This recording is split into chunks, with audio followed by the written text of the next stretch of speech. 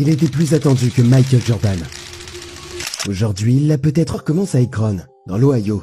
Une ville industrielle, fatiguée, cabossée par la crise, où personne ne s'attend à voir naître une légende. LeBron James est né en 1984. Sa mère, Gloria, a seulement 16 ans.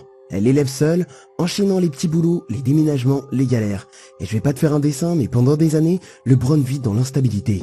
Il change d'école, dort parfois chez des potes, parfois sur des canapés. Bref, tu l'as compris, c'est pas une enfance facile. Mais c'est dans ce chaos qu'il développe une obsession, le basket. Dès qu'il touche un ballon, il est différent. Plus grand, plus rapide, plus fort, oui, mais surtout plus lucide. Il lit le jeu, anticipe les mouvements, et à 13 ans, les recruteurs commencent à s'intéresser. À 16 ans, il remplit des gymnases, et à 17, il est en une de Sports Illustrated. On ne l'appelle pas le prodige, ni le futur, non, on l'appelle The Chosen One. Et à partir de là, tout s'accélère. En 2003, Cleveland le choisit en numéro 1 de la draft. Il n'a que 18 ans, mais on attend déjà qu'il sauve une franchise entière. Et il n'a même pas besoin de rodage. 25 points pour son premier match. Saison après saison, il progresse, il empile les stats, il explose les compteurs. Mais les résultats ne suivent pas. Il est seul. Il fait des finales NBA en 2007 à 22 ans avec une équipe qui, sans lui, ne passerait même pas les playoffs. Au lieu de saluer l'exploit, on parle déjà d'échec. MVP, meilleure équipe à l'Est, mais toujours pas de titre. Les dirigeants ne bougent pas. En 2010, il craque. Pas contre les fans, contre la passivité.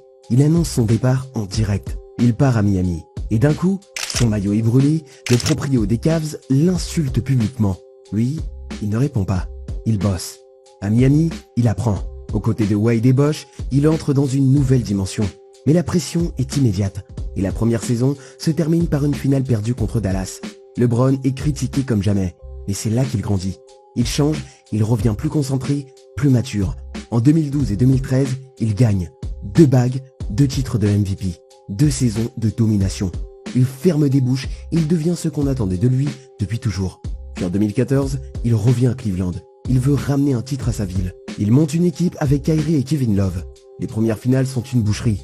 Irving et Love sont blessés. Il joue seul, il perd encore, mais il reste. Et en 2016, il fait l'impossible. Il affronte les Warriors, 73 victoires en saison, mené 3-1, personne n'y croit. Lui-ci, alors il remonte. Et il ramène un titre à Cleveland. Le titre, celui qui compte, celui qu'on ne pourra jamais lui enlever. En 2018, mission accomplie. Alors direction LA, chez les Lakers. La première saison est compliquée. Mais en 2020, dans la bulle, il prouve encore. 4e bague, MVP des finales à 35 ans. Et il continue. Il dépasse les 36 000 points, puis 37 000, puis 38 000. En 2023, il bat le record de Karim Abdul-Jabbar. Aujourd'hui, il joue toujours à haut niveau. Il joue avec des gars qui ont grandi en regardant ses highlights sur YouTube. Bref, c'est plus un joueur, c'est un monument vivant.